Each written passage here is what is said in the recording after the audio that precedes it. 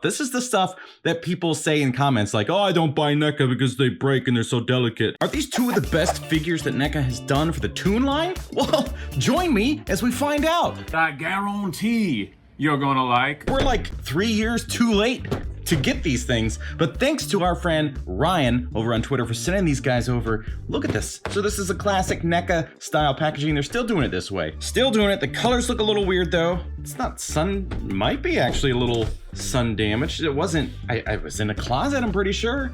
But the front looks a little washed out. I don't know. They're not knockoffs. They've never made knockoffs of these. And it was confirmed purchased by Ryan. So we know they're not knockoffs, right? Bottom of the box.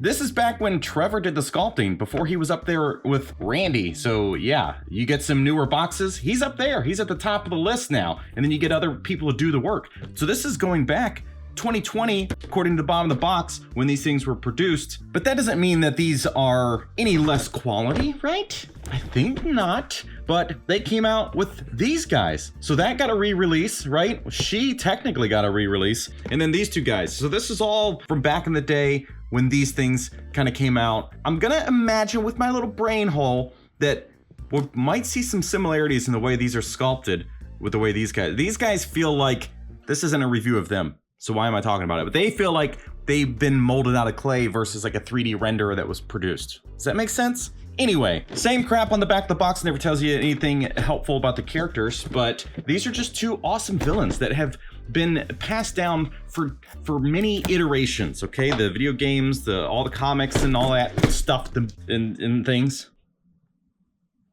But let's open this thing up, okay? Because you can only get so much by looking at a box. Right? I mean, come on. There's so much stuff that's hidden. See? Look, you didn't even know all that stuff was there because they're freaking stupid faces.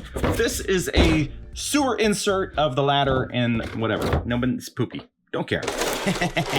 Although sometimes I care and I talk about the inserts, but we've seen that one before. We got a good look at it here.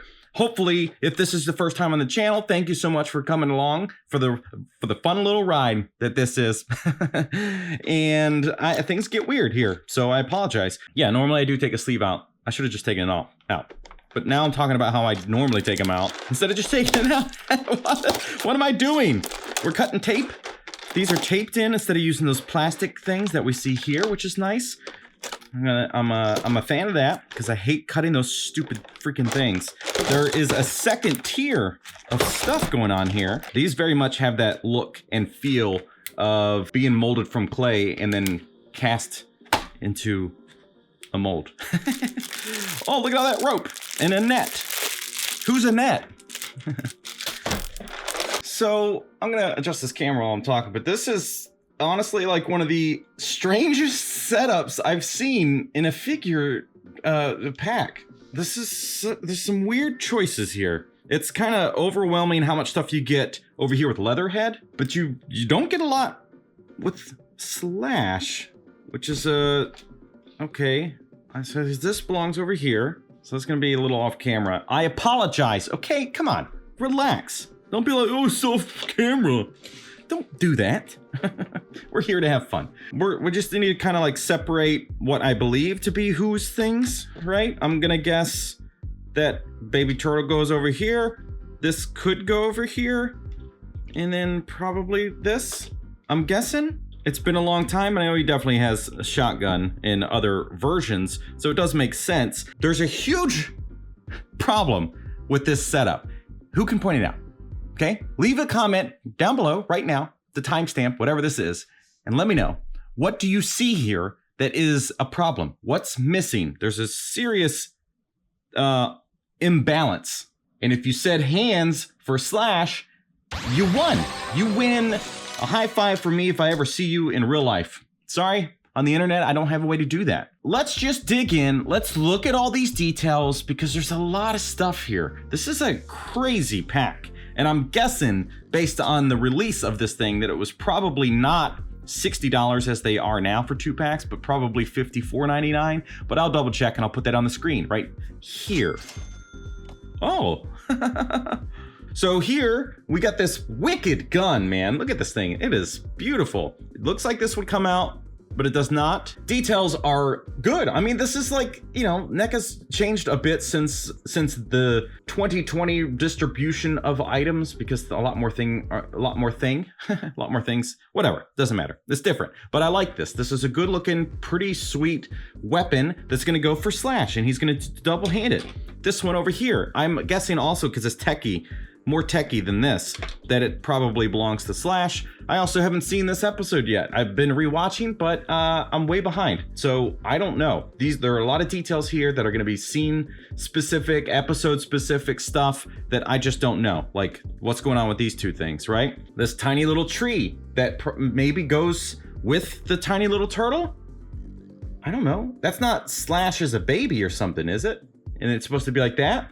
And then you get the little binky. Obviously, he loves his binky. We got this pizza that is half eaten. So this is actually a nice pizza to add into all the plentiful pizzas that we've gotten from NECA over the years. But look, you can kind of tell this is another item that's been molded out of clay, because it's got all these like imperfections, the stuff where like the little bits and pieces where maybe they were building it on the table and it just picked up these kind of underpieces.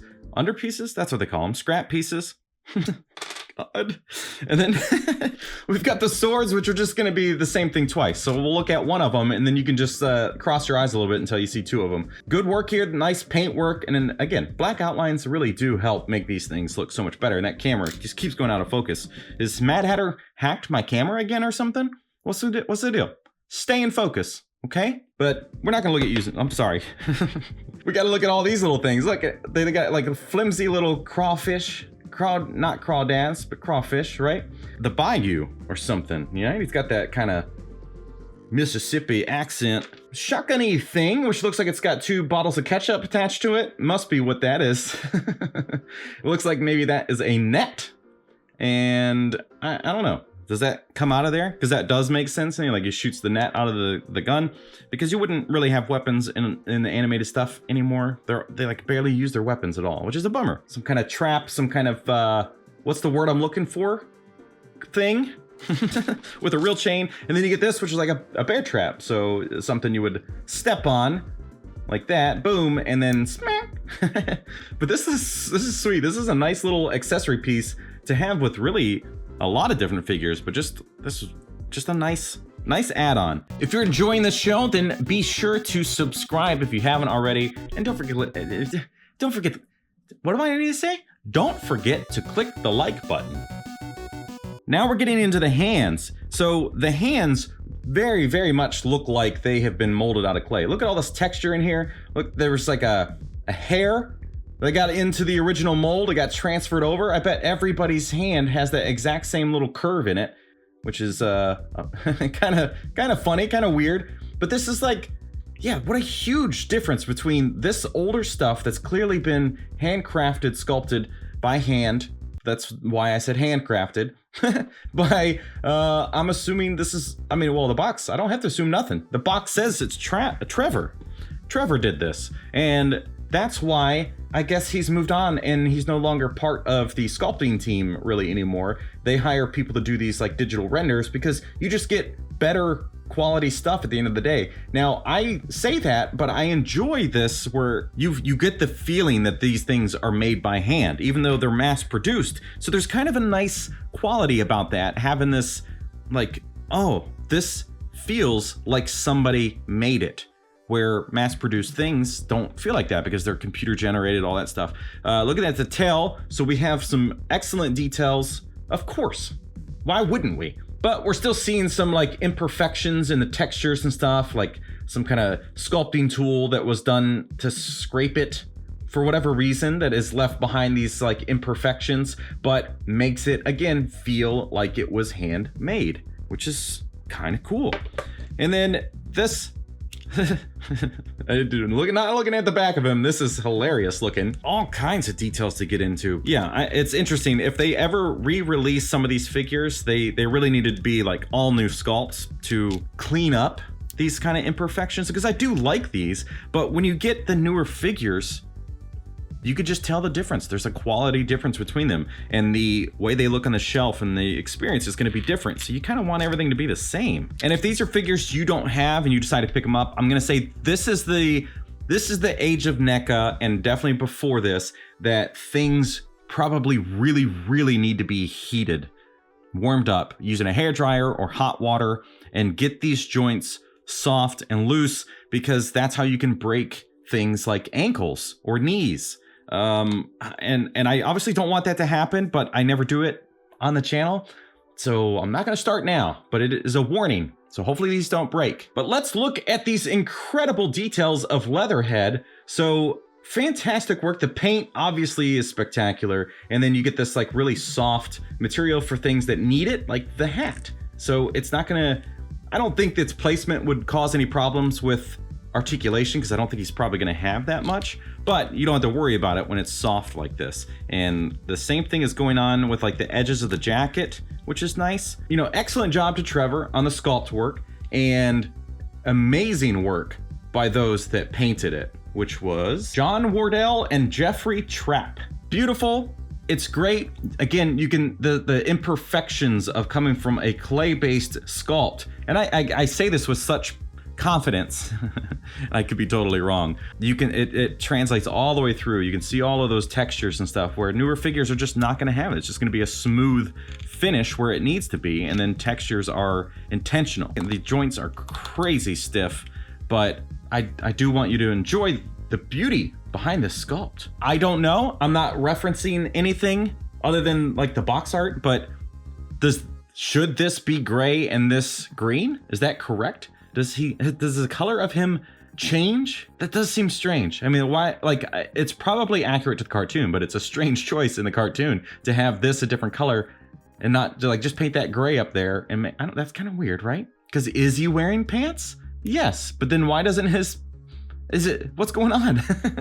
Let's kind of look at the articulation, because there is a jaw articulation, which is always a wonderful thing, and you're not getting that over here on Slash, but I think that's okay. But you got some good articulation here. You can see the tongue, which is nice.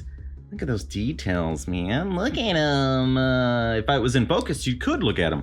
The head, I don't think we're gonna really get any articulation, because we got this like kind of neck flap going on. What's up with that? I mean, it's an accurate choice, but it's really forcing that head to have some limitations, especially, again, if you're afraid of things breaking in these older figures. You got bicep, you got double jointed elbows, which is always a beautiful thing. You got standard hinges on the wrists, so just be careful with those things. You've got a waist articulation, which is good. There's a little bit of wobble in there. You got the tail, obviously, which will rotate. There is a hinge in there, but you don't have a whole lot of room to get it to bend to different directions. Uh-oh. Speaking of breaking things. Oh, I think that I break something off. I think I actually broke a little piece off. So that's gonna make me pretty upset. So this is technically just glued into this spot. So, I mean, it was glued and I can glue it again, but this is a latch piece for his trap probably, or the chain maybe. But now I'm gonna have to glue that. But that was just, that only took a little bit of pressure. So this is just like those older days. You got something can hang off of here as well.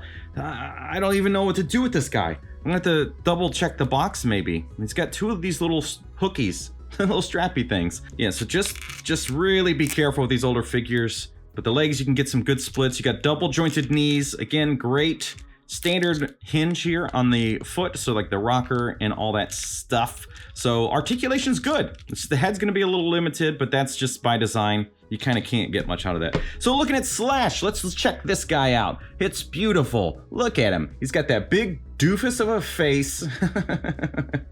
God bless. That's kind of got, there's certain characters that have this kind of big fat face. That's like a very 80s 90s kind of thing, isn't it? So a lot of times the villains, the bad guys, you know, human or not, kind of have this big mouth, big lip cheek thing going on. That's interesting. I couldn't tell you off the top of my head who else has that, but it looks so familiar for stuff. But let's look at his details. So he's got this backpack on that does come off. You could get it off.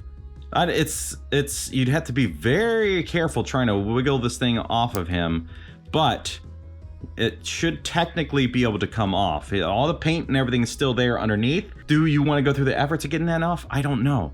That's a great question, but he looks cool. I like the details. He's got that standard shell that the turtles have, it seems. So I think maybe it's a reuse of the body, probably the legs and the arms, and then they just changed the feet and the hands, and then of course like the pads. But I think otherwise, this is very much just a normal turtle underneath. But again, it's beautiful. Excellent work. The sculpt is fantastic. So articulation, you got a little bit in the head. You can go up a lot more than I would have thought. Down's pretty good. And then you kind of get this side to side action. You got the arms, which will go out. And if you're careful on the left side, because the shoulder pad hitting the strap, but the right doesn't have a whole lot blocking it. I mean, you could hit the shell and have an issue. Bicep, so same again as the turtle. So pretty standard, 90 degrees. The wrists are 90 degrees, but it's the only hands you get, which is real crappy. You get the same body articulation, this kind of wobble at the hip thing that the turtles get. You get great splits. The joints here are real fine. They don't feel tight. And the knees are double jointed and a standard rocker there on the feet. So other things I didn't talk about, this gigantic rope already has a knot in there. So that is like a hangman's noose. Interesting. Again, don't know enough, haven't watched it. We have this net, which also has a rope in there. So you can kind of put some guys in there, some turtles probably, and have them trapped like so. These are wild accessories, big space taker-uppers. Wow, it's kind of a lot. It's kind of overwhelming with the amount of accessories we have, but these guys are fantastic. They're beautiful. Let's look at a turtle. So checking out Leonardo, you can see those similarities. So like I said, the shell, the legs are the same, the arms are the same. Yeah, he's basically the same figure, just some minor changes, which does make sense. And then obviously Leatherhead is massive compared to the turtles, which is wonderful. I love a big beefy villain, and this is no exception. Obviously not as big as some of them like Rex 1 or Chrome Dome. If you haven't seen those figures, they are some of the biggest in the series. The next thing to do really is to get into a posing segment, which can be overwhelming sometimes when there's this many accessories and broken bits.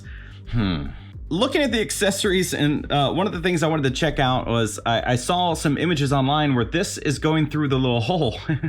But how? How the heck did they do that? They're supposed to hang one here and one here. This is impossible. And then this hook I didn't really look into. Kind of frustrated. At the start of this video, I asked, are these things some of the best figures that they've ever made? I don't think so. I think they're just kind of mediocre, at least by today's standard. Visually, looking good, but function-wise and not knowing what to do with all this stuff, like how are you supposed to get that through? This is the stuff that people say in comments like, oh, I don't buy NECA because they break and they're so delicate. These older ones are just like that. Like every time you move a joint, you're afraid it's gonna just explode or something.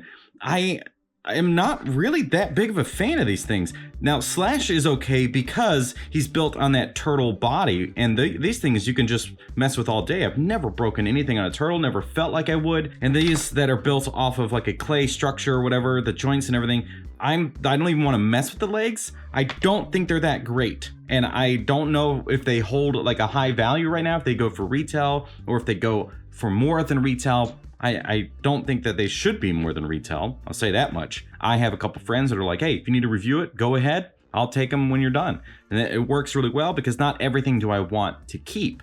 So some things, like I did a review of Rex 1, and when I was done, it just sat in my brain for too long that I was like, okay, I gotta go get my own version of Rex 1. If that was the case here, and I just picked these things up and they were gonna go to somebody, I wouldn't go back out and get them for myself. They don't hold enough for me, and the quality and everything is just like, it's not great. I'm more excited about the Mirage version of Leatherhead than I am of this thing. This is just not doing it for me. And again, it's more of like this is a figure that would just kind of go in the back portion of a shelf and just be like, okay, don't really mess with him, don't really touch him, just let him be, because he's probably gonna break and you can't really use his accessories and stuff. So I don't know what's gonna happen with the posing segment. It's probably gonna just be okay.